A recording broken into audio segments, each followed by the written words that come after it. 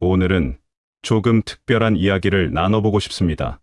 삶과 죽음에 대한 이야기입니다. 산업고도화는 인간에게 물질적인 풍요를 가져다 준 반면 정신적 여유와 안정을 앗아간 면도 없지 않지요. 대부분의 사람들은 부를 축적하는데 많은 시간을 소비합니다. 따라서 물질적 부에 비해 정신 건강은 가볍게 여기는 경향이 심합니다. 웰빙이란 이러한 현대 사회의 병폐를 인식하고 육체적 정신적 건강의 조화를 통해 행복하고 아름다운 삶을 추구하는 삶의 유형이나 문화를 통틀어 일컫는 개념입니다. 몸과 마음, 일과 휴식, 가정과 사회, 자신과 공동체 등 모든 것이 조화를 이루어 어느 한쪽으로 치우치지 않은 상태가 웰빙이라고 할 수 있습니다. 그렇다면 웰다잉은 무엇일까요? 최근에 웰빙과 함께 안락사 논쟁에서 촉발된 웰다잉에 대한 관심도 높아지고 있습니다. 웰다잉이란 준비된 죽음, 아름다운 죽음을 선택하는 것을 말합니다. 죽음을 기꺼이 자연적인 현상으로 받아들이는 것입니다. 또한 인간의 생명에 대한 유한성을 정신이 맑을 때 인식하여 누구나 맞이하는 죽음이 나에게도 올 것이라는 점을 깨닫는 것이죠. 그리고 죽음이 언제 오더라도 후회스럽고 비통한 죽음이 아니라 아름다운 죽음을 맞이하는 것입니다.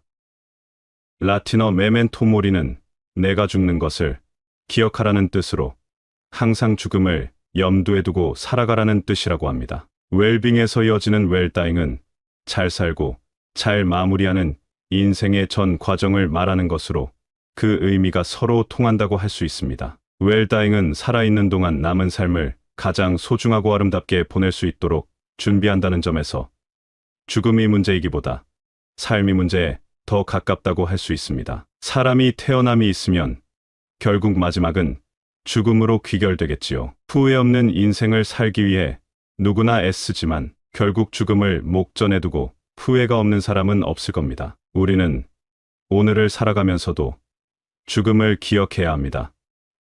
그래야 놓치면 안 되는 소중한 것들이 무엇인지 똑바로 바라볼 수 있습니다. 그것이 후회가 적은 삶을 살 수 있는 방법이 될 것입니다. 한 호스피스 병동에서 오랫동안 일하면서 죽음을 앞둔 사람들의 이야기를 들어온 간호사의 이야기를 들려드리겠습니다. 삶의 끝자락에서 많은 사람들이 비슷한 후회를 한다는 사실을 알게 되었다고 합니다. 첫째, 자신이 원하는 삶을 살지 않은 것. 이것은 환자들이 죽기 전 가장 많이 했던 후회라고 합니다. 환자들 대부분이 자신이 죽기 전까지 무엇을 하고 싶은지, 진짜 꿈이 무엇인지조차 깨닫지 못했다고 합니다. 많은 사람이 자신이 아닌 남을 위해 산다는 것을 깨닫지 못합니다. 주변 사람들의 기대에 부응하기 위해 타인에게 더 좋은 평가를 받기 위해 산다면 삶은 불행해질 수밖에 없습니다. 그리고 그것은 죽음을 목전에 두고서야 자신이 진짜 원하는 삶을 살지 못했음을 깨닫고 후회하게 됩니다.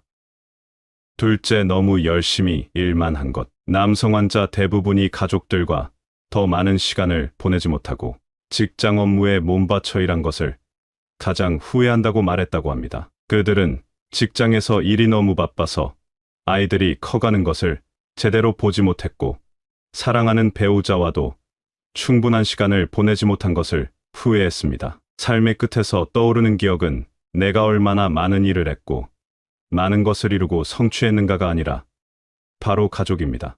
우리는 나에게 더 소중한 것이 무엇인지 알면서도 행동은 반대로 하는 경우가 많습니다. 그것은 결국 후회로 남게 됩니다. 셋째, 자신의 감정을 솔직하게 표현하지 못한 것. 자신의 감정을 솔직하게 표현하지 못한 것이 환자의 증세를 더 악화시킨 경우가 많았다고 합니다. 죽음이 가까운 사람들은 더 이상 수동적인 삶을 살지 않습니다. 하고 싶은 일은 모두 하고 하고 싶은 말도 모두 말하게 된다고 합니다. 한국 사람들은 자신의 감정을 밖으로 표현하는 것을 굉장히 어려워합니다.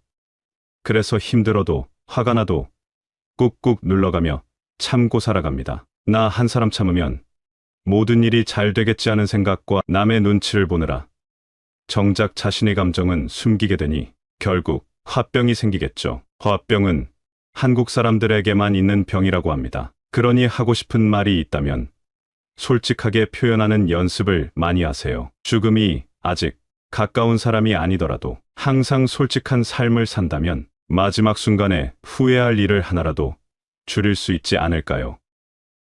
넷째, 친구들과 인연을 끄는 것. 죽기 전 그들은 오래전 연락이 끊어져 버린 친구를 다시 볼 수 없다는 것을 깨닫고 그들이 얼마나 소중한지 너무 늦게 깨달았음을 후회했다고 합니다. 친구라는 관계는 그냥 저절로 생기는 게 아닙니다. 특히 성인이 된 후 친구를 사귀는 일은 더욱 어려워지는데요. 각자 자신의 생활 패턴대로 살아가다 보면 가끔씩 주고받던 연락도 뜸해지고 나이가 들어가면서 그마저도 뚝 끊기게 됩니다. 우스갯소리처럼 들리겠지만 결혼을 하거나 누군가 세상을 뜨지 않는다면 얼굴 보기 힘들다는 말이 있을 정도입니다. 그렇게 살아가다 보면 젊을 때는 그런 대로 살아가지만 죽음을 앞둔 순간에는 연락할 친구가 하나도 없을지도 모릅니다. 다섯째, 행복을 선택하지 않은 것. 대다수의 환자들이 행복은 자기 자신이 만드는 것이란 걸 깨닫지 못했다고 합니다. 변화를 두려워하고 타인의 눈치를 보며 만들어낸 삶의 습관들이 진정한 행복을 막았기 때문이라고 합니다. 행복은 누군가 가져다 주는 것도 아니고 가만히 있으면 거저오는 것도 아닙니다. 내 선택의 문제입니다. 많은 사람들이 행복을 선택할 수 있다고 생각하지 못합니다. 아무리 힘들어도 견뎌야 한다. 다들 그렇게 살아간다.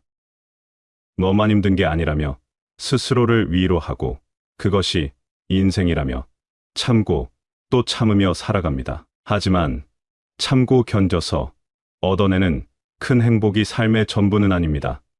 작고 사소한 행복이 인생을 더 아름답게 만듭니다. 우리 인생은 한 방이 아닙니다. 한 번의 큰 행복으로 끝난다면 너무 허무합니다. 그러나 작지만 사소한 행복을 자주 선택한다면 삶은 더욱 풍요로워질 것입니다. 그러니 부디 작은 행복을 더 자주 적극적으로 선택하며 살아가시길 바랍니다. 가족이나 가까운 친구들과 맛있는 음식을 먹고 함께 여행을 가고 산책을 하고 꽃놀이도 가고 단풍 구경도 가고 차 한잔 마시는 일처럼 작지만 소중한 일상을 나누어 보세요. 우리가 살아가고 있는 하루는 어제 죽어간 이들이 그토록 바라던 내일이라고 합니다. 그토록 소중한 하루를 소중하게 감사하며 살아가시길 바랍니다. 지금 있는 그대로 우리 모두는 행복할 권리가 있습니다.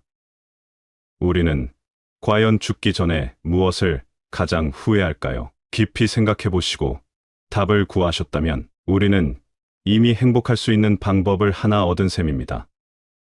살아있다는 것, 그 자체가 너무 소중합니다. 당신의 소중한 하루를 응원합니다. 이상으로 시니어를 위한 모든 것 시니어 톡톡이었습니다. 더 알찬 내용으로 찾아오겠습니다. 이번 영상이 도움이 되셨다면 구독과 좋아요 부탁드립니다. 감사합니다.